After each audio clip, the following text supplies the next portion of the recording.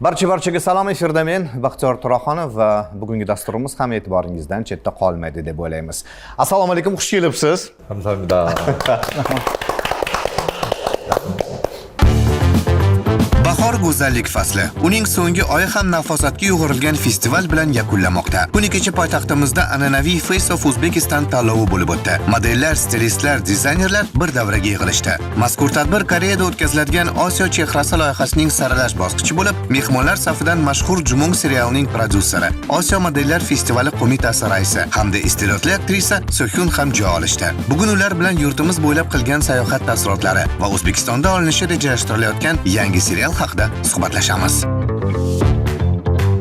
Bugun suhbatimiz davomida doim yosh va go'zal bo'lish sirlari bilan o'rtoqlashishga tayyormisiz? Chunki so'nggi paytlarda ijtimoiy tarmoqlarda aynan Koreya kosmetikasi va koreyalik insonlarning yoshi katta bo'lsa-da, lekin juda yosh ko'rinishiga oid juda ko'plab roliklar bor. 지금 SNS에도 특히 한국 사람들이 젊어 보이는 그런 모습들이 그리고 좀 K-뷰티 그리고 지금 화장하는 그런 것들이 좀 자주 나오고요. 그리고 한국 사람들이 너무 젊어 보인다. 우즈벡 분들이 사실 너무 O'zbekistonliklar ham juda yosh ko'rinishadi, juda ham kelishgan va chiroyli.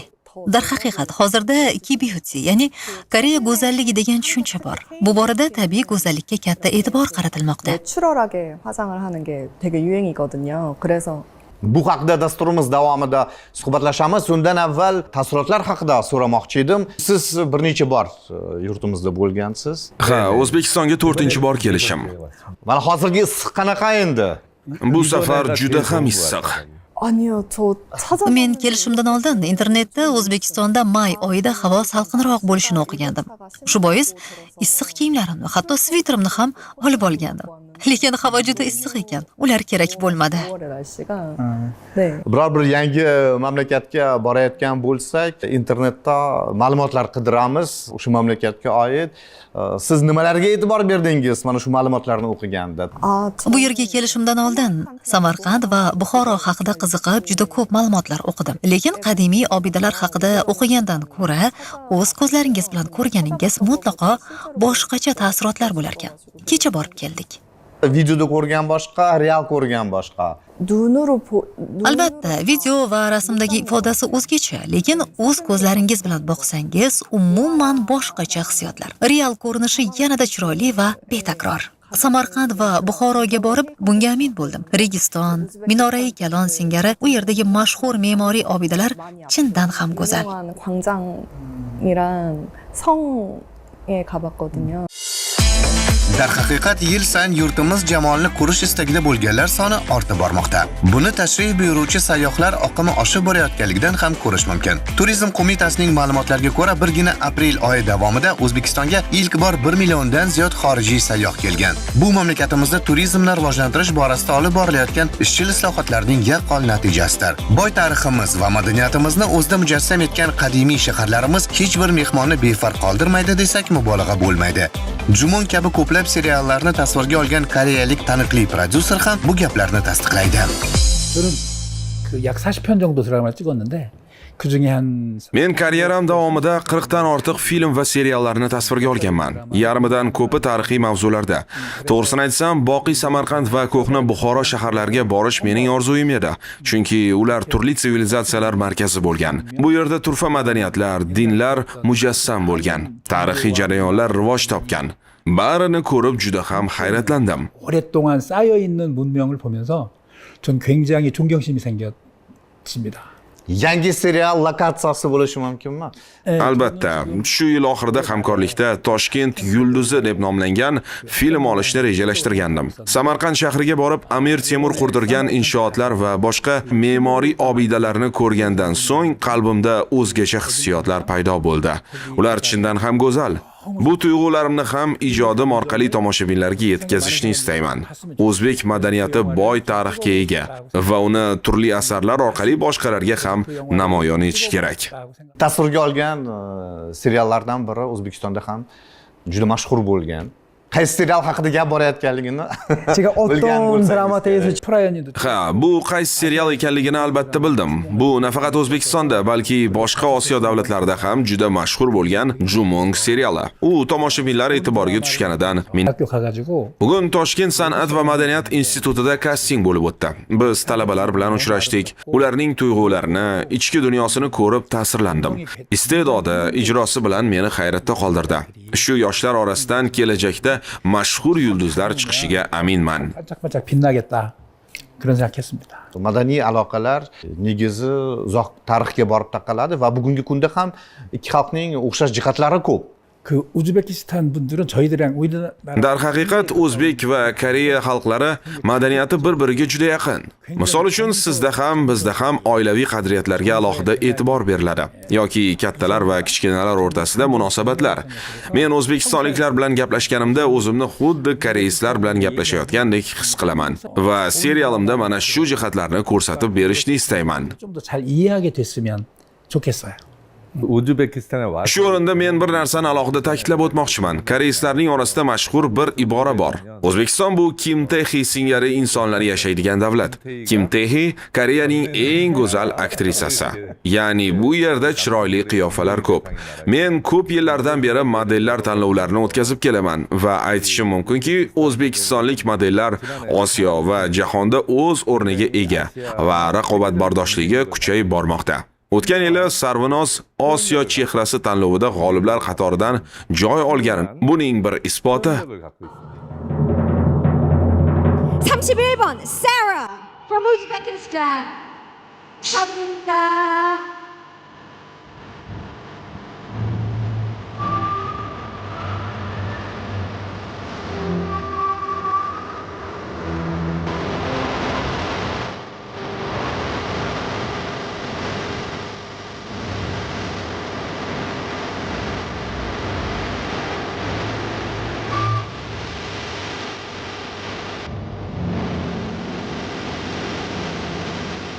우리 이제 중앙아시아뿐만 아니라 아시아 모델들이 굉장히 Modellik sohasi o'zgarib bormoqda. Avvallari New York yoki Parij modellari yetakchilik qilib, bu shaharlar fashion markazlari hisoblangan bo'lsa, hozirda e'tibor Osiyoga qaratilgan.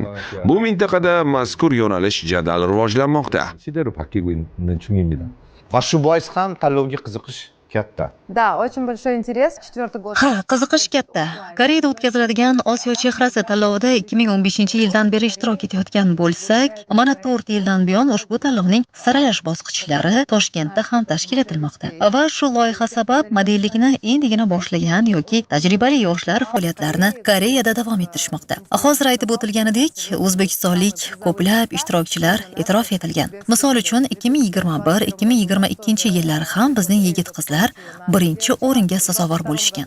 Shu orqali biz yurtimizni, o'zbek madaniyati, urf-odatlarini namoyon etyapmiz. Shu bilan birga bizning modellarimiz uchun bu katta tajriba. Chunki ular xalqaro tanlov doirasida 2 hafta davomida yetakchi mutaxassislar ishtirokida o'quv mashg'ulotlarida qatnashadilar va uyga qaytgach olgan bilimlarini boshqalar bilan ham o'rtoqlashishadi.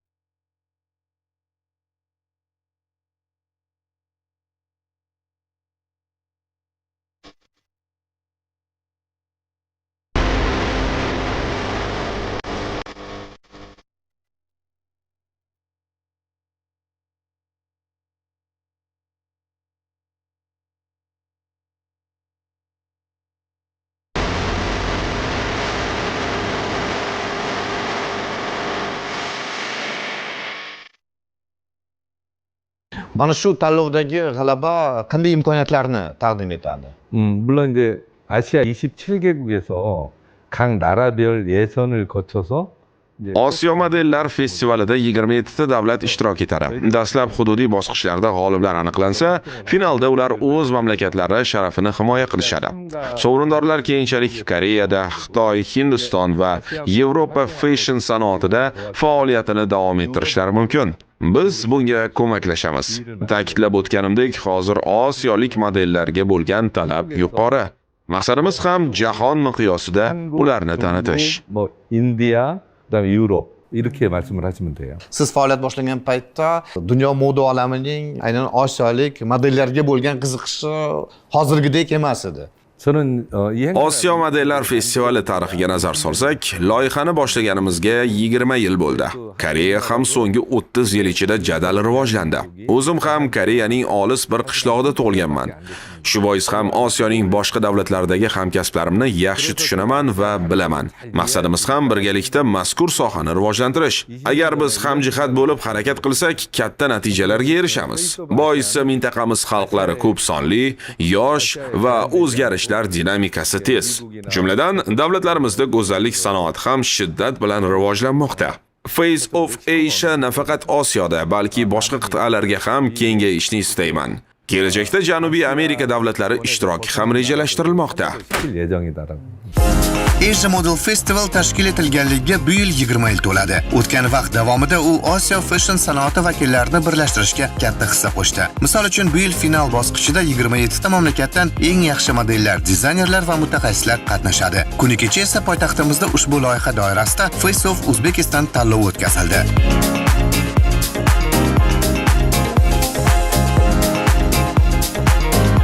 24 nafar yigit-qizlar o'zbekistonlik dizaynerlar tomonidan tayyorlangan milliy va zamonaviy liboslar to'plamlarini namoyish etdilar.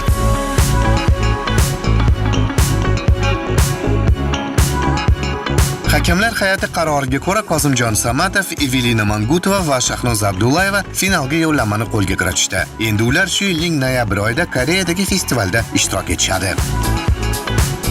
Darhaqiqat Osiyo madaniyatiga, san'atiga bo'lgan qiziqish ortib bormoqda, jumladan seriallar va filmlariga. Sizning fikringizcha bu nima bilan bog'liq? 한국 한류가 지금은 사실은 Chindan ham bugungi kunda Koreya madaniyati jahonda keng tarqalmoqda va trendga chiqmoqda. Bu ko'p faktorlar bilan bog'liq. Kuchli iqtisodiy rivojlanish, jamiyatning faollashuvi. Ikkinchi jahon urushidan so'ng ko'p qiyinchiliklarni yengib o'tishga to'g'ri keldi. Odamlar katta shijoat va g'ayrat bilan hamma narsani oxiriga yetkazishga intilishgan, mas'uliyatni his qilishgan va bu jihatlarni biz film va seriallarda ifoda etishga harakat qilamiz. Qahramonlarning ichki kechinmalarida bunday tuyg'ular mujassam. Hozirda yoshlar xorijiy tillarni o'rganmoqda. Ko'pchiligi erkin so'zlashadi. Qolaversa, texnologiyalar rivojlanmoqda. Bu esa ular dunyo miqyosida o'zlarini namoyon etishga imkon bermoqda. 생긴 일이라고 생각해요. Ijtimoiy tarmoqlar orqali sizga ham dunyoning turli mamlakatlaridan yozishadimi? 네, 아무래도 글로벌하게 Ha, yozib turishadi. Biz ishtirok etadigan kontentga bo'lgan qiziqish ortib bormoqda. Shu o'rinda men bir narsani yana ta'kidlab o'tmoqchiman. O'zbekistonliklar juda ham ochiq va mehmondo'st ekan. Suhbatlar davomida bunga ko'p bora amin bo'ldim. Bu jihat esa ularni ham koreyaliklarga o'xshab global darajaga chiqishida muhim ahamiyatga ega. Haqiqatdan ham o'xshashliklarimiz ko'p. 하는 그런 생각이 좀 들었습니다. Darvoqe osh yeb ko'rdingizmi? 네, 저 샤슬릭도 Ha, albatta. Menga kabob va o'zbekcha non juda yoqdi. Ayniqsa non. Men yegan nonlarning ichida eng mazalisi shu bo'ldi. 중에 제일 맛있었어요. Qo'rqmasdan yeyishingiz mumkin, semirtirmaydi. Semirib ketsam-chi. Juda ham mazali va shu bilan birga kaloriyasi 0 ga tengligiga umid qilaman albatta. Suhbatimiz avvalda aytdik, yoshlik siri bilan o'rtoqlashishadi bugun mehmonlarimiz deb. 많이 보러 해외를 Boshqa davlatlarga borganimda eng ko'p eshitadigan savollarim shu bilan bog'liq.